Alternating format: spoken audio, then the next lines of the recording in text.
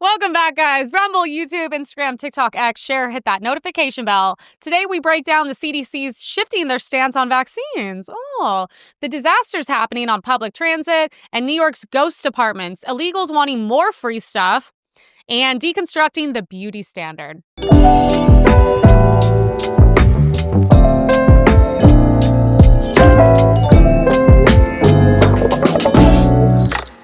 So we have a video, Harry Styles dressed like Dorothy performing somewhere.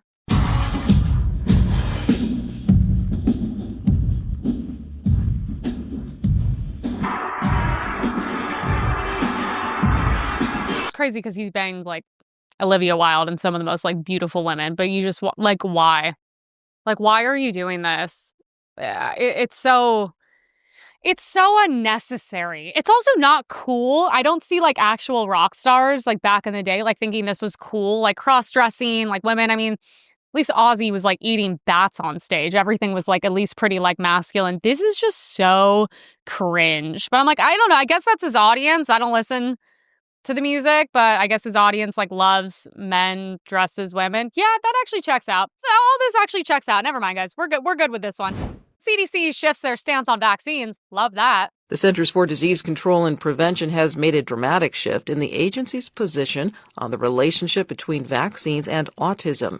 NPR's Rob Stein has more. The CDC's website now says a link between vaccines and autism cannot be ruled out. Oh. Reversal from the CDC stance that there is no link. Interesting. The change comes even though a connection between vaccines and autism has long been debunked by a large body of high-quality it's horrible to watch. But Health Secretary Robert F. Kennedy Jr. has long promoted the discredited claim. The CDC's change is alarming public health experts. They are already worried about a drop in childhood vaccination, which has led to a resurgence of dangerous childhood diseases like measles and whooping cough. Rob Stein, NPR News. No, they're worried that people are actually doing research, not even research, they're just existing in normal life, and they're choosing not to vaccinate their kids because the rise in autism, autoimmune diseases.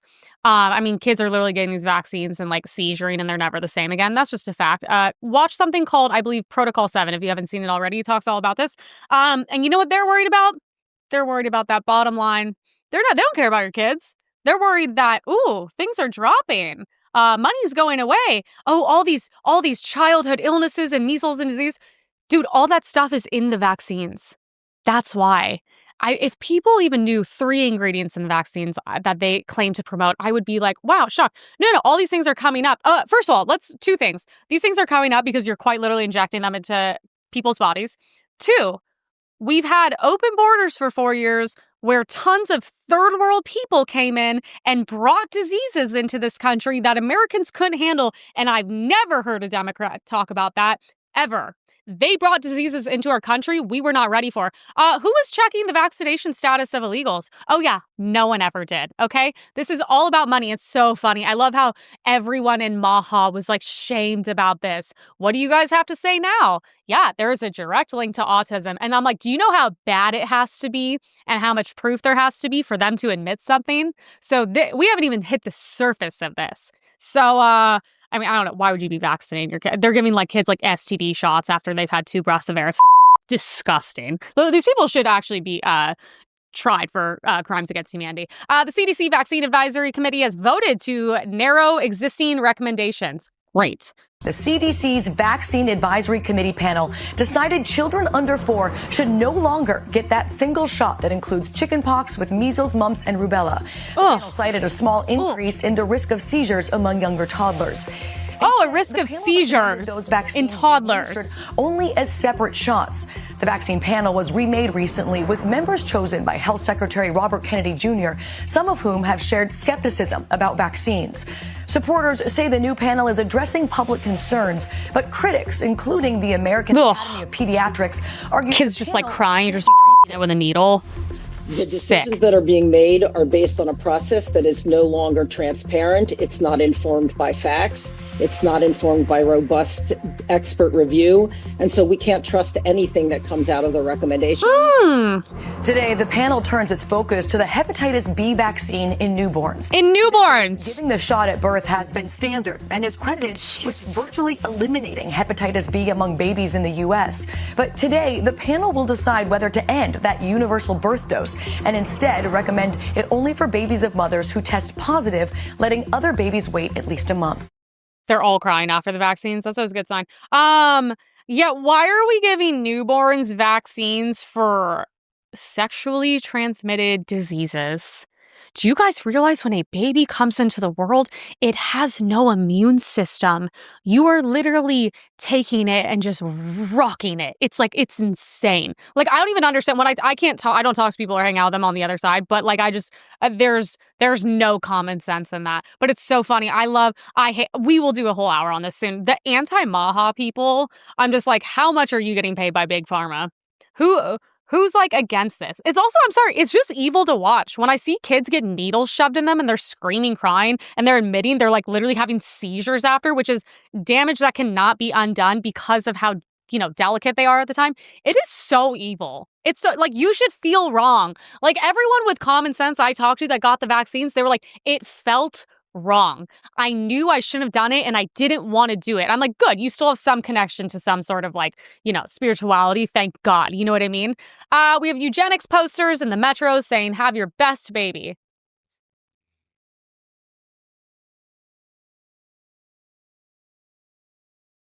You know what's so funny? The second I was reading the pick your baby. Sounds like a trafficking website. It's like pick your baby, pickyourbaby.com. Height is 80% genetic. So everyone that's on the left was commenting like about eugenics. And what they don't understand is eugenics is this term where when people say it, they're usually talking about like Hitler and all this stuff. That doesn't make sense with anything currently going on in today's society.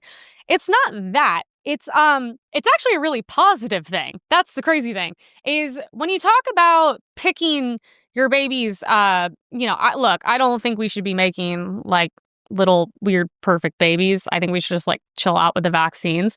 But if you knew that your kid was going to have some insane, Down syndrome, autism, disorder, they're going to be 4 feet tall. That's not good. I think it's great to go in and fix those things. And I think they're talking about that. But of course, this is like the liberals have to be like, oh, good, we're turning in to, Hitler Youth and all these things. And I'm like, no, but like, why would you want your kid born with, there's also, if you believe that's eugenics, then you would also believe the tests done on mothers to see if they have life-threatening things wrong with them or things that are going to ruin their lives, then you would believe that that's eugenics too. And isn't that going against the doctors you claim to believe in love and all these things? So it's just another way for them to be like upset about something that is actually, I think, a really amazing progression we have in society. And like, yeah, I'd hope my kid is like good looking and tall and healthy and has 2 arms and 2 legs. Like, I don't think there's anything wrong with that. I don't think it's eugenics, but they're going to spin it however they want. We have a new international study finds ultra-processed foods are a key driver of chronic disease. Holy fork found in kitchen. A new study finds ultra-processed foods are a key driver of chronic disease around the world, and governments need to act now to reduce their consumption. That's the conclusion of an expansive new series of papers published by an international team of health researchers. NPR's Maria Godoy has more. The papers reviewed years' worth of evidence linking ultra-processed foods to poor health outcomes. Like, we had to do science, like, studies to know this. Cardiovascular disease, chronic kidney disease, no, that looks healthy, and dying prematurely.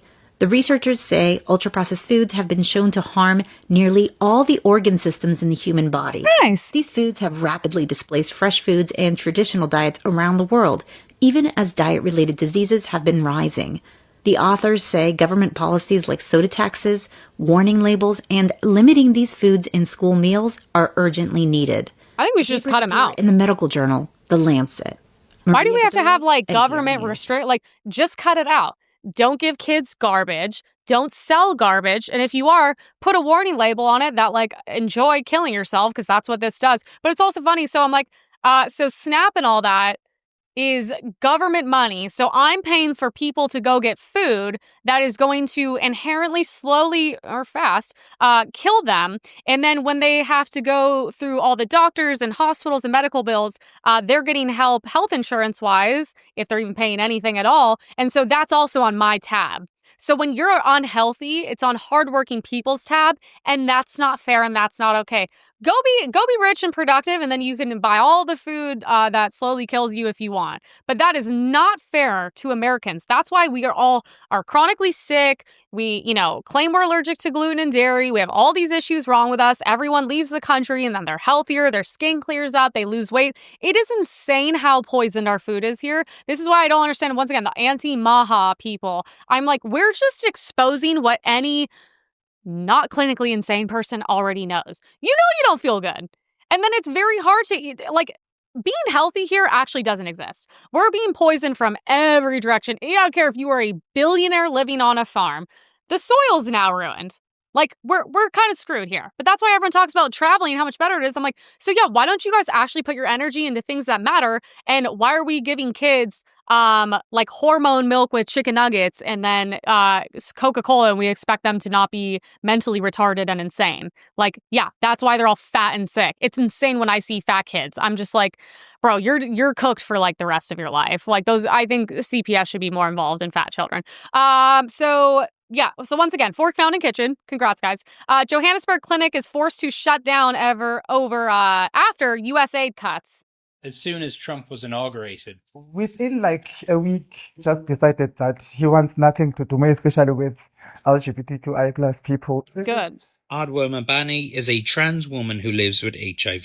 There's some preachings that are written in different languages so that we can accommodate everybody. She and more than 1,000 other trans people were relying on this US aid-funded clinic in Johannesburg for care. It's now shut down. This place means a lot to you. Yeah, it meant a lot, even with my community as well, because that's where they would feel like there is a safe thing. When you hear Adwa's story, where are they? In Uganda? Oh, Johannesburg? I feel devastated. Okay, so we are funding in America a clinic for trans people of all foreign nations in Johannesburg. Okay, how about this? If you have to rely on the U.S. to survive, I don't think you should survive. I hate to say it. You guys can go to the politicians in Johannesburg and you can ask them for your trans clinic. How about that? But to act like we're like bad people because that doesn't get to thrive there, I'm sorry. I don't care. It's very simple. It's like the people that are like, well, I can't survive in my country, so I'm going to come to America. Okay, if you cannot survive in your own country, you definitely don't get to come here. So you're not going to contribute anything. Okay, great. I don't even know God, thank God there's like US aid cuts and Doge and all this stuff. Like, look at what we've been funding. Brutality on the Chicago Metro train. I'm sure everyone's seen this. So Lawrence Reed doused a innocent woman in fuel and set her on fire. And as the woman burned, he screamed, "Burn alive, bitch." Nice. He's been arrested apparently 72 times and prosecuted 13 times. What is this, every week on the show? This is also the second woman that has been set on fire by a black, homeless, crazy crackhead, whatever he is. Obviously, he's not normal. 72 times. I'll just repeat what I say every week. Well, first of all, they hate us. Burn alive, bitch. He probably said burn alive, white bitch. They probably left that out. They hate us. They want to kill us. And I'm actually at the point where I think it's usually female judges. I think these judges' home addresses, so they take their jobs a bit more seriously, should be public information to us. I think when these female liberal judges release these people, we should bring them straight to their doorsteps to be around them and their children and their families. Because I've had enough. I've had enough seeing these. It is out of control. Didn't there used to be a system here that was like 3 times and you're done forever? You go to jail once, we maybe give you a second shot. After that, boom, you're in there for life. I believe in the death penalty. I don't believe in feeding people and letting them, I don't know, each other in jail, whatever guys do in jail, and then giving them 3 meals a day. They get to go work out, hang with their bros. Like, I think that's like insane. I'm just like, no, you get twice. And then when you get sent back the third time, I don't know, firing squad or whatever is the most financially efficient. I literally don't care. 72 times, put the judges in jail. I say it every week. If you want to solve this overnight, put the judges in jail. If you let someone go, they go out and kill someone, you go to jail forever. That will literally solve this over. You'll see how quickly people's minds change on things. Oh no, he should be back in society. Unbelievable. We have a man, he's charged with terrorism. Oh, so same guy. Well, yeah, I mean, headlines tonight: a man is charged with terrorism in Chicago after I don't even care about the charge. setting a woman on fire on a train yesterday. According to prosecutors, 50-year-old Lawrence Reed poured gasoline on a 26-year-old woman, and she tried to run away before he allegedly set her on fire. The woman was rushed to the hospital in critical condition. Reed could receive a life sentence if convicted. What would the alternative be? Also, why do we act like when this happens to people, these people are totally fine? Like, she's going to have trauma, she's going to have burns, and the rest of her life is most likely changed, if not ruined, because of this person that shouldn't be alive. Sorry. Shouldn't even have the chance to do something like this. I'm like, do you know how evil you have to be to go, like, so wait, this guy could afford or stole fuel and then a lighter? So this guy was like ready to do this. We have a news story about what happened. All happened just before 9:30 last night on that Blue Line train. Chicago police tell us a 26-year-old woman got into an argument with a man that police believe is 45 years old. That argument turned physical, and at some point he threw liquid onto. Why do I feel like they're blaming her? And set her. They got into an argument. The train ended up stopping at Clark and Lake. The man took off running. Now, she was able to make it out of the train, but then she collapsed. Jesus. Police say the fire was put out before the fire department got there. She was rushed here to Stroger in critical condition. I don't think they engaged in an argument. I think he was probably screaming at her because she's crazy. Way to kind of like shame the victim a little bit. And then we have a video of the mayor of Chicago, their comments. Set her on fire. Mayor Brandon Johnson's message is that violence on public transit is not widespread. Look, my responsibility is to build the safest, most affordable big city in America. The investments that we are How's that going? Are certainly moving us in that direction. This is an isolated incident. I mean, I don't see this as some sort of trend. Is this like the third time? We've tracked down more than 4 dozen arrests of Lawrence Reed since 1993. They all, Some of them were for felonies, yet he seems normal. 2 years behind bars. Most recently, he was charged with aggravated assault for knocking out a social worker. The state's attorney requested pre-trial detention, but Judge Teresa Molina Gonzalez denied him the request and put him on electronic monitoring. Post her public address. CWB Chicago reports that at that detention hearing, Judge Molina Gonzalez said, "I can't put everyone behind bars or keep everyone in jail just because the state's attorney has asked me to." So, yeah, you can. That's literally what we did.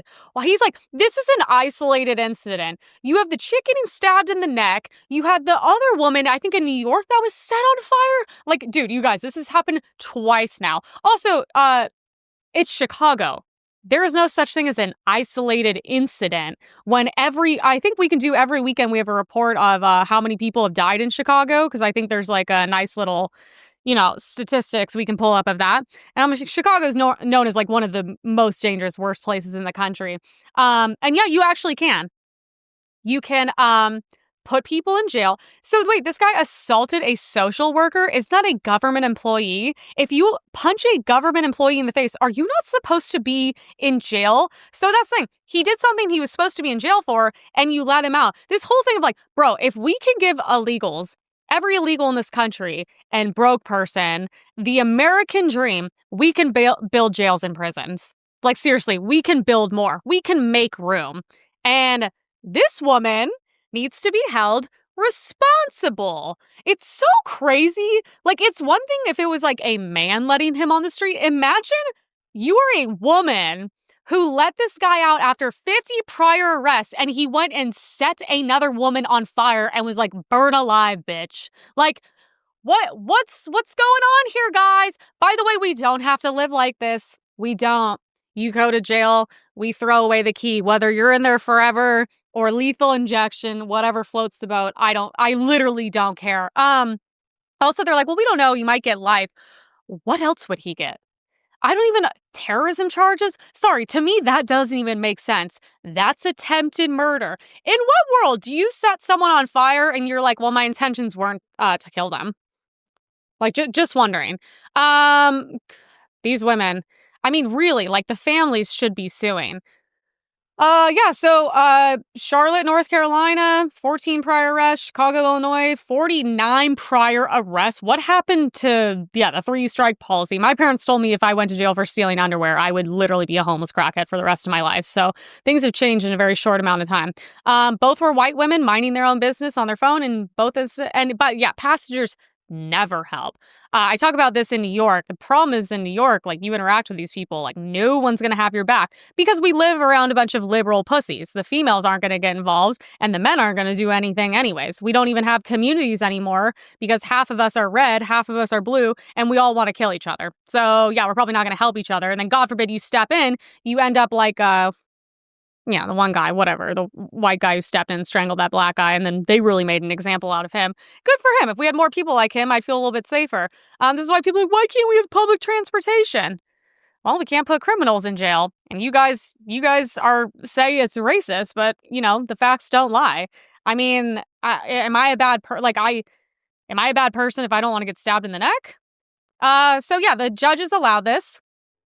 You guys, look. Is there something in common? Is there something in common with these? By the way, all of them, when they get booked are labeled as white. That's another thing. We need to deep dive into the fact that they are manipulating crime statistics, and however bad it is, just know in reality, it is 10 times worse. That's the craziest part about this. They're putting black men as white men, Mexican men as white men. It is unbelievable, but trust me. If they're white, they're not putting their black or any other race. At a certain point, I don't know. Is it like, I don't want to get stabbed in the neck or set on fire. Is that crazy? I mean, all those guys look inherently dangerous. I'm not just saying because they're black. Like, I see, the white trans people look crazy as well. And then New York City, someone got knifed in the gut for asking passengers to stop. All right, guys. Someone asked someone to stop talking loudly on the phone. It was probably on speaker. Do we want to guess what race it was? Do we want to guess? There's some people are notoriously known for that. Another future doctor sabotaged by social inequities. Honestly, the people in comment sections are really funny. You just know they're normal people too, and they just can't even have a platform to say this stuff. But that's okay. That's why I'm here. If you're if a black person is talking on speakerphone, you probably shouldn't say anything because you might get knifed in the stomach. So that's nice. New York is really going downhill. By the way, Mamdani hasn't even started. So I just want to put that out there. I think we still have 40 days on that. A trans stabber cut off ankle monitor and is now missing in Wisconsin. That's crazy. I was told that they're all super mentally stable people. A woman cut off her ankle monitor and she was last seen, and her whereabouts are unknown. She was notified. Okay. Well, is this the one that stabbed someone? I think, yeah. That's good. These are all really mentally. Cut off the ankle monitor and she is out. Well, it's easy. Go to a women's clothing store and you'll find her there. Problem solved. I don't know what you guys need detectives on this. I'll go step in. Let me know. I'll go step in Madison Police Department. I will find that man. He is either in an Ulta, a Sephora, or some sort of women's clothing store. So, case closed there. Everyone knows flying in America has become a full-blown survival sport. Delays, outages, controllers using equipment older than my parents. They're pretty old. And we wonder why every trip feels like a hostage situation. Sean Duffy straight up called our air traffic control system atrocious, which is the polite way of saying it belongs in a Cold War museum. But Trump finally stepped in and said, fix it. The overhaul is $31.5 billion, and Congress already approved $12.5 billion just to start ripping out the ancient gear. If we're getting new iPhones every year, I assume we should probably have up-to-date equipment for flying.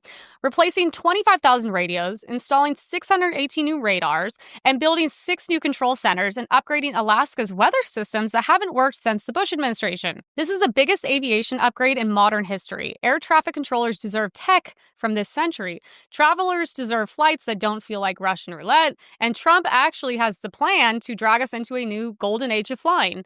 Now let's just hope Congress doesn't screw it up the same way they mess everything up. And they're going to hate this because this is going to be a fantastic win for the Trump administration. 50,000 New York apartments remain vacant due to liberal policies. This is interesting. So for all the people that, claim it's rich people why no one can't afford anything. So there's a whole video on this. We'll dive deeper into it because I'm not super up to date, but I do like the free press. So strict rent increase caps passed in 2019 have backfired, leaving an estimated 50,000 rent-stabilized apartments sitting empty across New York City. They're sitting empty. You guys complaining about this. 50,000 homes. I don't know what to tell you guys. I mean, I don't know. Like I said, I don't believe in stabilized rent. I don't believe in rent control. I don't believe in any of that. That's how prices get completely inflated. The only people that want that are liberals. And then you guys blame the landlords. It's not them. Hey, do you guys ever think, how about this? Would rent become cheaper if you put people in 50,000 apartments and then you took illegals out of free apartments as well? Do you guys think that rent would somehow become cheaper? Yeah, it probably would. So it's like also what they're doing, it shows it's not working. It's not working at all, okay? This is a great video. Currently standing in a vacant, rent-stabilized apartment that's been empty since 2021. And that's while New York City is undergoing a housing shortage. And the worst part is, it's estimated there are 50,000 other apartments, just like this one, sitting completely empty. The reason apartments like this are empty is because of a 2019 rent control law that prevented how much building owners could raise the rent on rent-stabilized apartments. And it's a well-meaning law. They thought it would protect renters. But what's really happened is it's taken away the incentive for building owners to upgrade these apartments because there's no way for them to make their money back. For example, if you put $100,000 into bringing this apartment up to code, the absolute max amount you could raise the rent is $347 a month. And the last tenant in this 2-bedroom Upper West Side apartment. Did they die? Only paying $1,160 a month, well below the market rate of $4,500 a month. Where are they? While its estimated operating costs of an apartment like this start at $1,500 a month, and then there's the mortgage. How are you poor, but you own this much shit? It's not hard to realize that for filled with landlords, it's really hard to put tens of thousands of dollars into an apartment like this and only be able to raise the rent marginally and then still be operating at a loss. So what do? Unfortunately, they just lock the door and leave the apartments empty. How crazy. 2.5% of New York's rental housing stock is sitting empty because of this 2019. It's cheaper to straight up close the door, lock it, and just walk away. It's cheaper to do that. I've listened to broke liberals who live around me complaining, I don't even have a washing machine. I'm like, okay, so you've been here for 30 years. You live in West Hollywood, where people next to you spend up to $16,000 a month. You pay $900 for a 2-bedroom. Tell me, as a apparently mentally normal person, why would the landlord invest any money to make your apartment nicer when you're not going to pay more money? Like, I actually can't believe people are this stupid. It blows my mind every single day. I listen to them complain. Oh, the landlord's such an evil person, won't even update. Why would they do that when they literally will lose money? That's why I don't believe in this. I think every year they should charge whatever it's worth because rent will go down. You shouldn't stay in an apartment for 30 years. And if you're going to and you pay $1,600, then beggars can't be choosers. You don't get to complain. But that's also why LA looks like shit, because it's losers living in apartments for 30 years for $1,100 a month.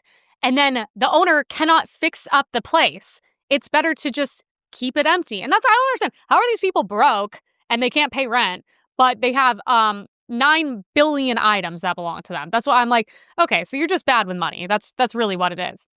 If you guys don't like high rent, that you guys should vote against all this, but you won't because all you want is free, free, free. We have a man spitting on 16 women in Brooklyn. It's just like the guy that punched all of them. Beautiful. I'm guessing he's Chinese. Damn.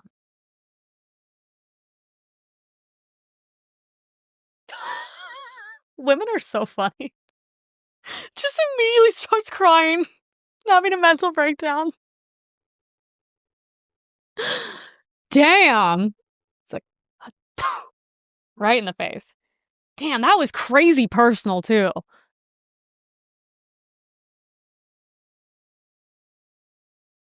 Bro, she went into immediate shock. Wait, do you think she had racist thoughts at that moment? Also, it's not even like anyone around her stopped and like talked to her. Dude, a full mental breakdown. Do we know what city this was? I'm guessing Chicago, New York. It looks like New York. I don't know. So this 45-year-old Anthony Canes, Raising Canes, nabbed by police for spitting on 16 different females. So what's similar to this is when that guy was going around punching girls in the face in New York. And everyone was like, and that was funny because the one girl that got punched voted for Mamdani, and she was like, I don't think it's okay that you guys can go make racist comment on my videos. I'm like, bro, you're the one getting punched in the face by black guys. That's not me. I was like that. Actually, that did happen. I did get punched in the face by a black guy that robbed me when I was younger. And I've talked about that on X. And I said, I'm not going to lie, after that happened, it kind of changes you a little bit. Because I was like, you could have just stolen my purse and my phone, but you thought I was like 80 pounds, as like a 10-foot tall black guy. You decided to punch me in the face as a child and knock me to the ground and take my purse. And I'm like, does that seem like a good person to you guys? So this thing, ever since that, I kind of was like, well, I'm gonna be a little careful. But yeah, just spitting and dude, that's kind of gnarly. Imagine he has like AIDS or something. He has like HIV or something. He spit that. Actually, I know that if you spit on people, that can go all the way up to like, I think like almost like attempted manslaughter or something if you have HIV. So that's good. Good to see he's out there. He'll be spitting in one of your guys' faces tomorrow if you're in that city. We have liberal policies doing more bad than good. You said that food is a human right, but I would ask, is it really the job of the federal government to feed the country? Yes, if people cannot afford food, they will die. Well, where does the federal government get that food from? American citizens paying taxes? Yes. Exactly. So you are forcing people through taxes, because that's what taxation is. You are forcing people via gunpoint or the threat of going into prison. Yes, that's what taxes are. Don't pay your taxes. See what happens when the IRS knocks on your door. They'll either throw you in jail, hold you at gunpoint if you try to resist, right? That's what happens. Taxes are forced. So you are forcing people to pay for other people's food. So you would rather people die? You would rather 42 million people die than have access to the... I don't think 42 million people are going to die, but these 42 million people, maybe if they're hungry, they're going to want to work for once because they'll have hunger pains and they'll go, wait, maybe I should actually start working and get a job. Yeah, I mean, this kid's a really weird loser. I'm just throwing that out there. But not a good representation of the right. But he is well-spoken and... No, he's very weird and obsessed with me and constantly calling me like some feminist whore.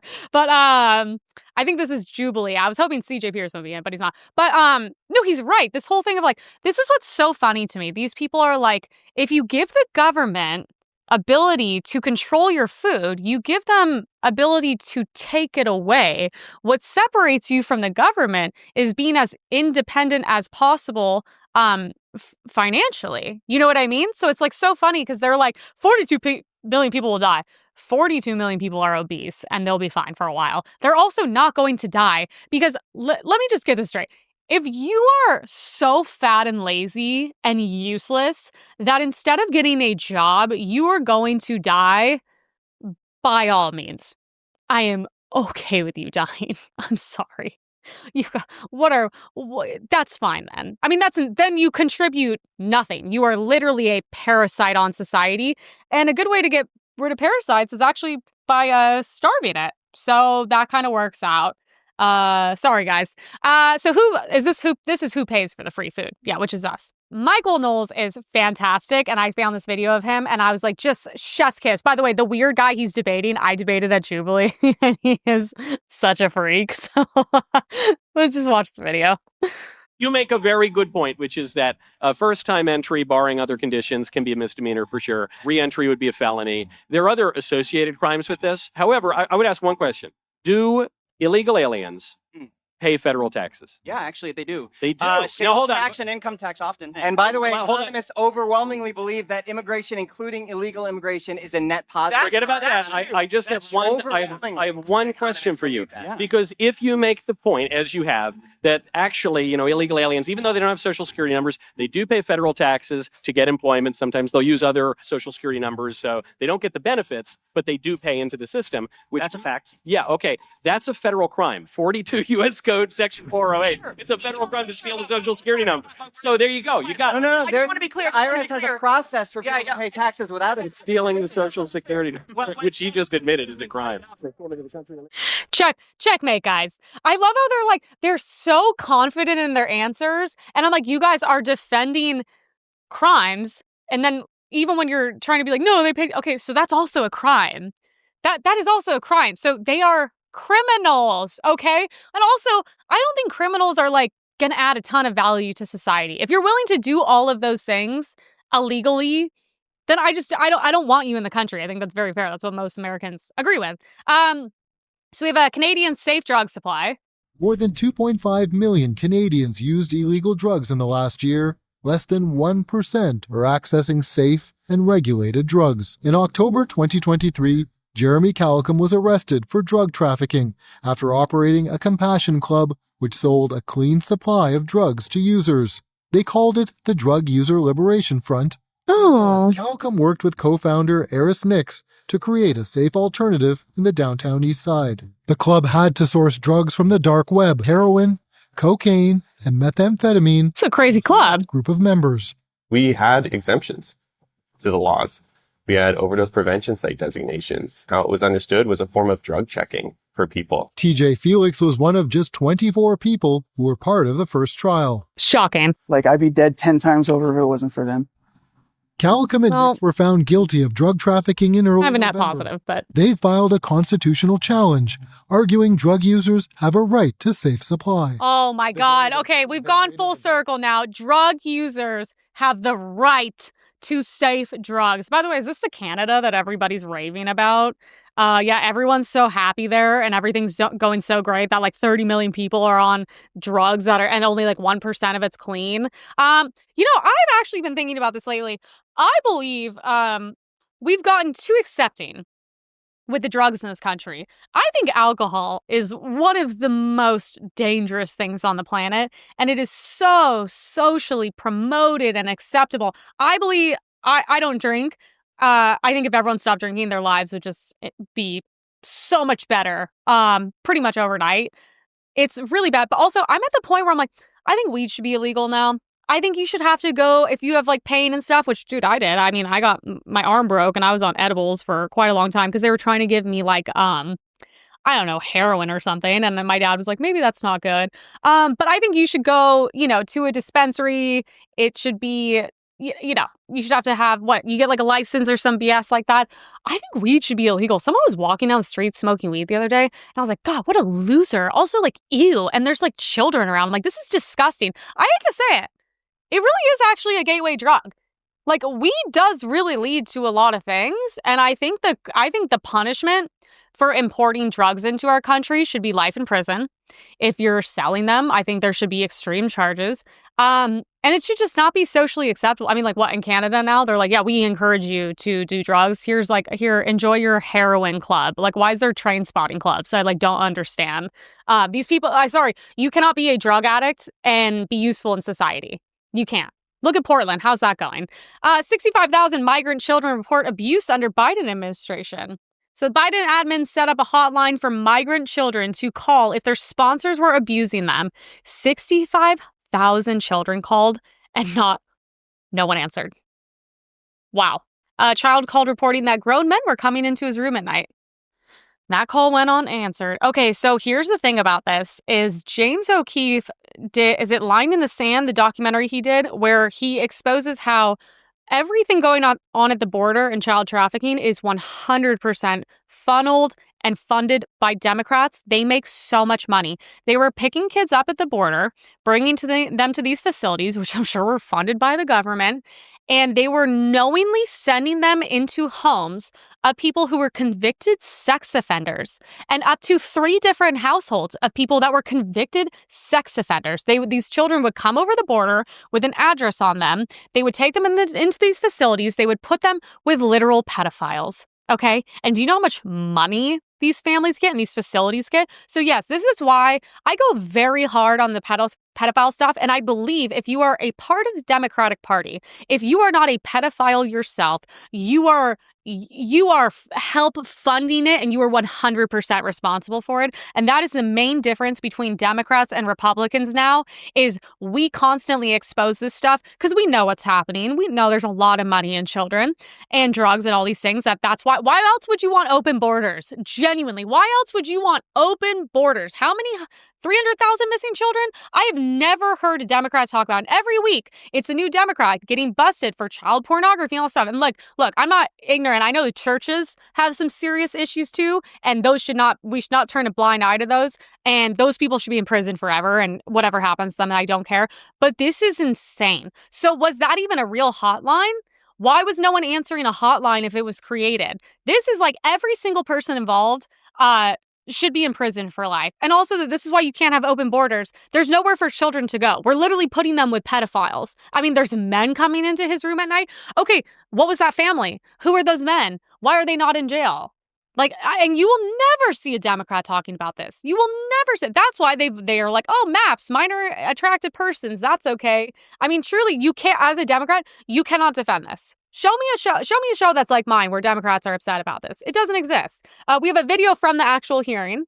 But what this administration found was from August 2023 to January of 2025, 65,000 calls went unanswered.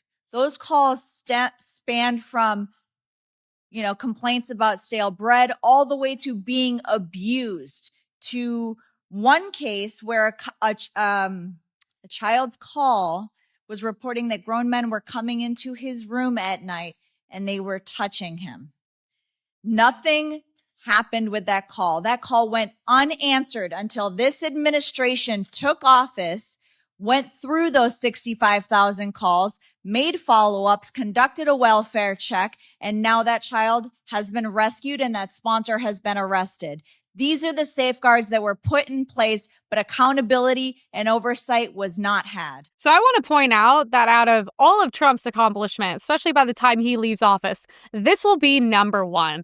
I want to put this in Democrats' faces for the rest of time. You guys, this was happening under the Biden administration, under your watch.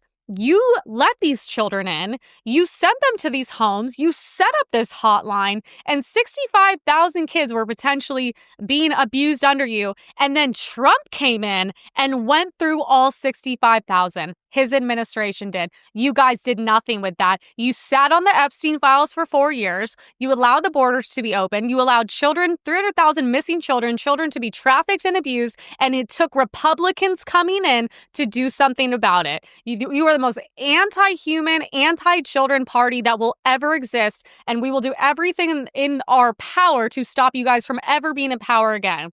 Literally a death cult. Sterilize yourself, abort, kill your own babies. Truly the most anti-God people on the planet. I do not want to coexist with you. It is not only a spiritual war. I would actually like to go to real war with you guys as well. Truly. We have an image. The new 50 mosques opened in the last 24 months in the state of Texas. Well, yeah, just as the founders envisioned. Yeah, there you go, guys. They're coming in. They're setting up their own churches. By the way, you guys aren't allowed in those churches. You guys know that, right? That's for them. I don't think women and children are allowed in. As you saw, Zoran was giving speeches. It's just a bunch of old men in there. And yeah, they're taking over. I mean, what happened to Texas? I thought it was supposed to be don't mess with Texas. And now I'm like, I think so many people move there and it's becoming so liberal that this is getting worse. But Texas used to be the most badass state where it's like, step on my property, I shoot you. And now it's like, here's a new mosque. I mean, that's insane. We have white women crying while they're converting to Islam. Well, her hair should be showing. Neither should her arms. They're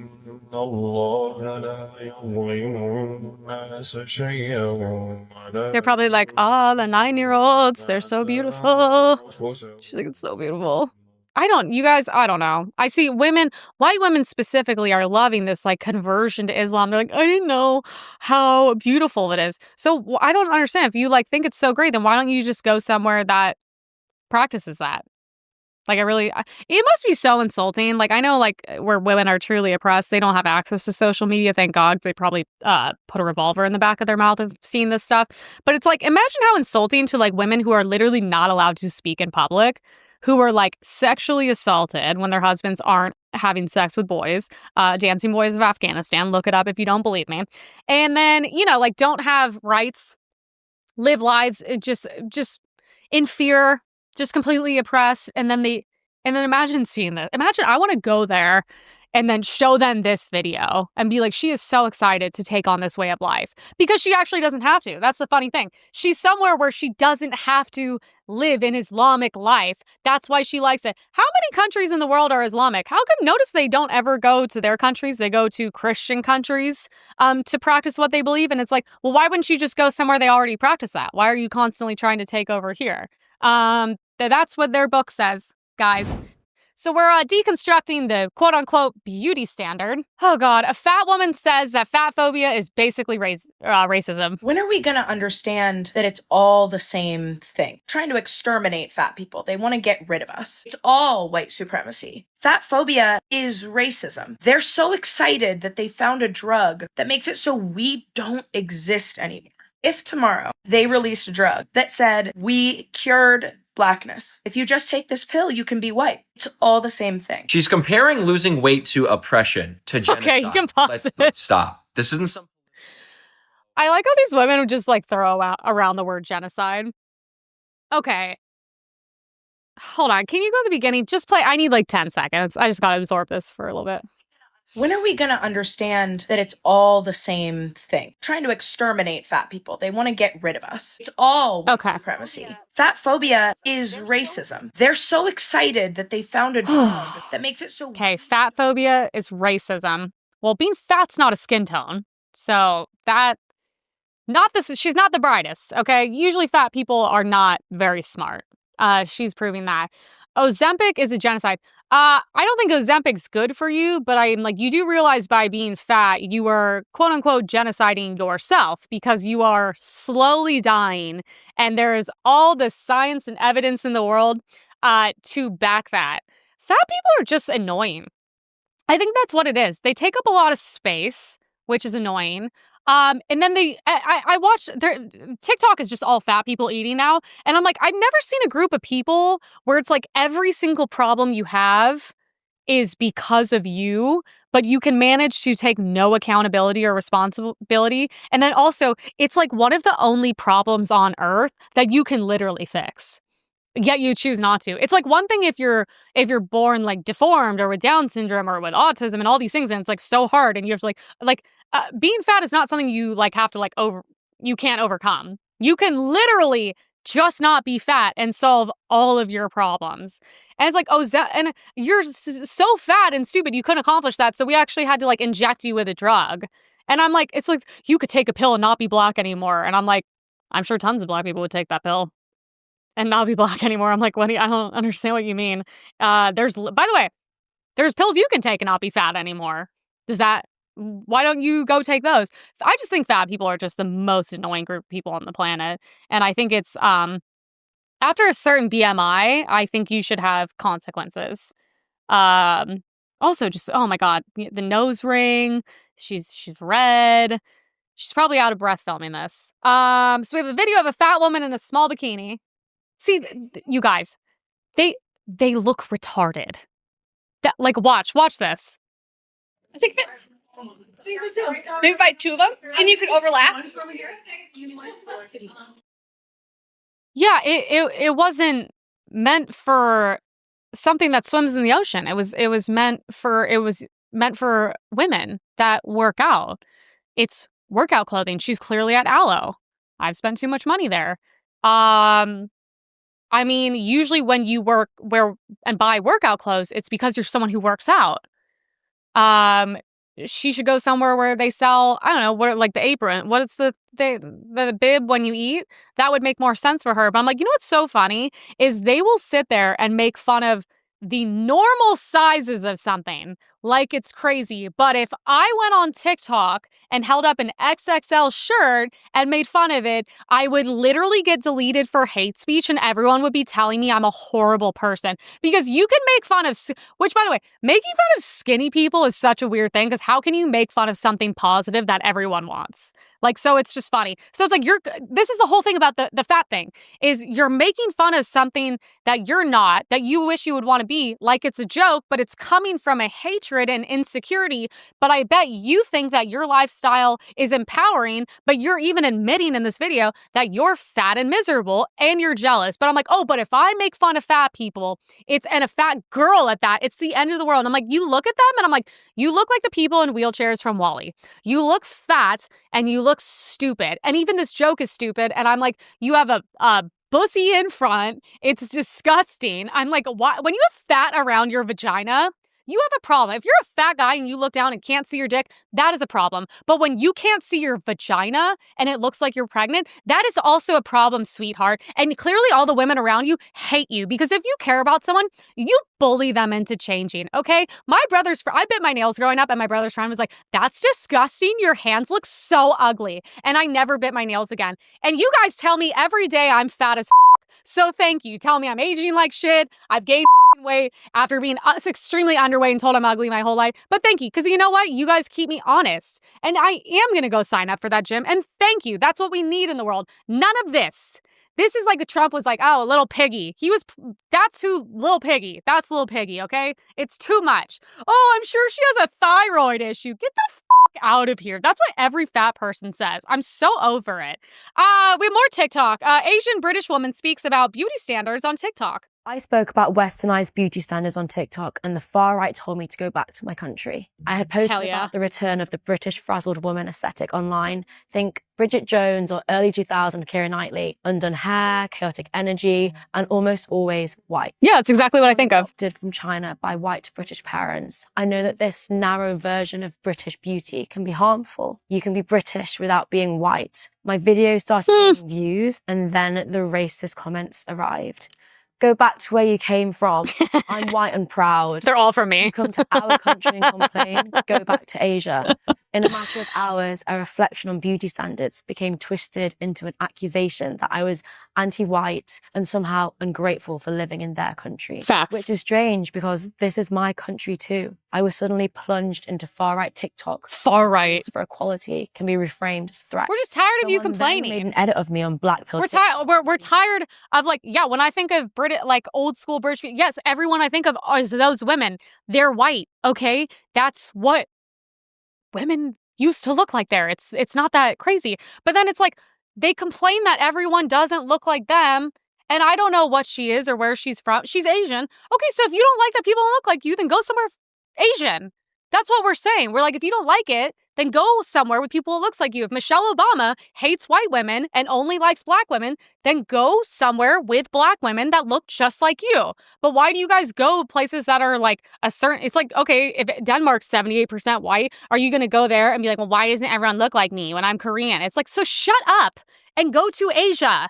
Then they look like you. And she's like, I'm British. Yeah, we know you're British, but we're also just saying historically, if you want people to look like you, go back to where you came from. And I agree with people on that. I don't think it's that crazy. It's like me going to Africa and be like, why doesn't everyone look like me? This isn't like what I pictured. It's so annoying. But if I did that, it would be a huge fucking issue now, wouldn't it? So yeah, far right. It's just normal people. It's just normal people like, hey, shut up. Go to Asia then. We have liberal women are more depressed than conservative women. I could have told you that with no studies. Some recent studies being talked about in newsletters and podcasts show that liberals, particularly female liberals, are more depressed than conservatives. Liberal journalist Derek Thompson wrote a new piece in his newsletter, quote, perhaps for liberal women whose politics revolve around identifying injustice, the smartphone era has meant living inside a near constant reminder of the world's unfairness, and the result is a heightened vulnerability to anxiety and depression. But some new studies add some nuance to this. An experiment done at Tufts University asked people to rate either their mental health or their mood. Conservatives rated their mental health very highly, but when asked about mood, they actually reported slightly worse moods than liberals. So this suggests that both groups may experience similar levels of distress. That's actually kind of me in a nutshell. Express it differently. I'm actually not a depressed person. I'm super happy. But I'm also a bitch all the time, which is my mood. You know what I mean? Especially around that time of the month, I become a fucking monster. But this thing, if you're going to live in, it's like people who hate America and liberals are always the victims. They have all these self-diagnosed disorders. We know, we've been talking about this for years. It's really old news. But I also think they live lives of no meaning. Well, first of all, you have to appreciate and value human life. And then I think you also need to believe in a higher power, some sort of God. And then also show gratitude. And I will say it is funny. I was a emo liberal my whole life and was a fucking broke loser in debt. And my life sucked and I was super depressed and anxious. And now it's so funny how much life will reward you when you simply just show gratitude. It is an energy. It is an expression of even currency, I would say. It's the way you think about things, the way you think about life and health and money. It literally, you get what you put out. And also, look at me. I have to be on social media and X and all this shit. And I see horrific, depressing things 24/7. Whereas liberals turn a blind eye to all of it. So then how am I happier than them? Well, because I have perspective. I can see horrible things without letting it affect my life because that would be silly and a waste of being so lucky. Do you know what I mean? So we have a video of Jonathan Haidt. He explains this further. Girls spend a lot more time on social media than boys. Liberal girls spend a lot more time than conservative girls. That didn't used to be the case, but as we get into the 2010s, when everything gets so politicized, we get into the Great Awakening, we get into the polarization, the illiberalism that is, that you and I have really been, writing about and talking about for a long time. As we get into the era, the feeds of the liberal girls gets much more taken over by how terrible the world is, everything's sexist, you're not going to get ahead. And this is the greatest era of female power that we're going through. But liberal girls are sort of caught in a set of disempowering ideas. And my previous book, The Coddling the American Mind, great book, is exactly about that. Yeah. Here's 3 terrible, terrible ideas. And if you believe them, you're almost guaranteed to be a failure in life. It's what doesn't kill you makes you weaker. Yep. Always trust your feelings. And life is a battle between good people and evil people. And for liberal girls, a lot of them got sucked into that kind of mindset. And it happened on Tumblr in 2013. That was the transition point. Whoa, don't certain ideas. Don't come for Tumblr. No, but he's right. First of all, The Coddling of the American Mind, yes, read that. But like I said, everything at the end of the day comes down to gratitude. And I know because I used to do this when I was broke and poor. I'd be like, oh, it's so easy to say when you're in a good position and you have money and you have all these things. But it's you will never get to that position if you do not express gratitude. The most unhappy videos of people we see are exactly those ungrateful people who are very disconnected, spend way too much time online, and negative people around them of you should wake up every single day and be so grateful you are even born in America. If you're born in a nice state, in a nice city, even more grateful. And you should say it out loud. When I was recently in New York and we were having dinner at an Indian restaurant and a cute little British white couple sat next to us. And I was shocked because they actually prayed before they ate. And I looked at my friend, I was like, oh my God, I haven't seen someone do that in 10 years. What a beautiful thing. And I was like, what fantastic people. That is so beautiful. Yes, you should be thankful. And the older I get, I express extreme gratitude, and it changes your mindset on everything. The same way I talk about when, liberal women talk about getting married and having children. Life is what you make it. Having a child can be the most beautiful thing in the world to you, or you can create your own hell. And it can be the worst thing. Same with marriage, same with relationships, same with something bad that happens to you health-wise. It's your movie. You're writing the script as you go. So by doing that, the only person you're hurting is yourself, unfortunately. So everything's about the way I feel very grateful. I just wish I could express it more ways, but it's hard because I fucking hate everybody. We have a video of Nick Fuentes, the New York Post story about the groypers and the dangers they pose to young men. White people are every single bit justified in being racist. You know, enough with the Jim Crow stuff. Who cares? A lot of women want to be. I will continue my crusade against women in politics. He even once professed love for Hitler as an opener to a speech. It's Fear Her Friday. It is Hitler Friday. Fuentes recently had a conversation with Tucker Carlson on his podcast, which launched an all-out civil war on the right about how far right is too far right to be accepted into mainstream politics. Regardless of where you stand on that issue, his reach is only growing, and we have to engage with his ideas in order to understand what's actually happening with young men. Yeah. Fuentes' followers call themselves groypers. You know, racism not real. According to the ADL, they are defenders of a white Christian nation or a vision of America that they see as being under siege. A Republican staffer recently said that he believes that about 1 in 3 young GOP staffers under 30 have some sort of affiliation with the Groyper movement, which is obviously hugely concerning. This movement is less defined by a coherent ideology and more defined by swapping edgelord memes, which is basically a contest of how low can you go and how edgy and provocative and offensive can you be online. How much of this is young men doing some sort of cathartic rebellion in this double life that they're living online versus them actually holding the— You know what's so funny about all this is I look, I could go on for hours about this, and it's like, you guys, the right did not create him. The left did. You guys told young white men for how long that they are just purely evil by nature and can never change that. And I can pull up sources to all this. I'm not talking out of my ass. That, you know, we just had the video of the black woman saying she's glad Charlie Kirk was shot and assassinated and murdered. Charlie Kirk. Like, I'm glad the guy's dead, actually. So. You're glad he's dead? Yeah, I'm glad. And white men are the problem with everything. Actually, that video is a perfect example of exactly what's happened. What's interesting is, first of all, I would like to point out all those videos in the beginning are completely out of context. Okay, completely. They are clipped in a certain way. They also have no idea what entertainment and humor is, which is a lot of what he's saying. And I don't care. Everyone has such issues with him. And I'm like, yeah, but why are you not talking about why he's so popular? This is like the Streisand effect? You guys are so obsessed with silencing someone. And then you are giving them the biggest platform. I mean, you're talking about it on what? The New York Post? Huge. Why? So if you believe he's so wrong, then why would you give him this attention, this platform? You don't know why, like, young white kids are drawn to him? Okay, the dumbest conversation right now among the right is, I don't know why he's popular. Really? You don't know why he's becoming this, like, literal celebrity of politics. Okay, so then you have been completely asleep. Completely asleep. I agree with like 90% of what he has to say. He started off as a libertarian. And I mean, I actually like listened. I don't just watch clips of him. I don't watch a show, but I do listen to him speak in long format. And I'm like, this is the problem with the party of this whole thing. Like, we have no idea why, because his views are becoming widely popular. That is why he's gaining popularity, because he's saying what everyone else is too scared to say. Even people on the right, even saying that you agree with him, they're threatening to pull your entire career. And I'm like, why? He's beyond mainstream now.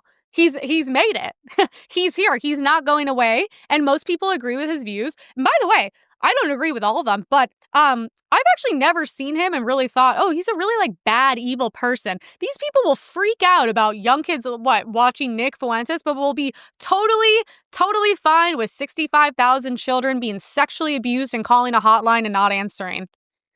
I don't think Nick's doing that. I don't think he's harming people. I don't think he's assassinating people. I think he's simply voicing his opinion. And you guys have created this quote-unquote monster, and I'm not shocked because I agree with a lot of his views. And even the snarky people around me that like, I mean, to be so stupid to be like, I can't understand why it's popular. Why? Because he says that they're like, the white replacement theory is a real thing.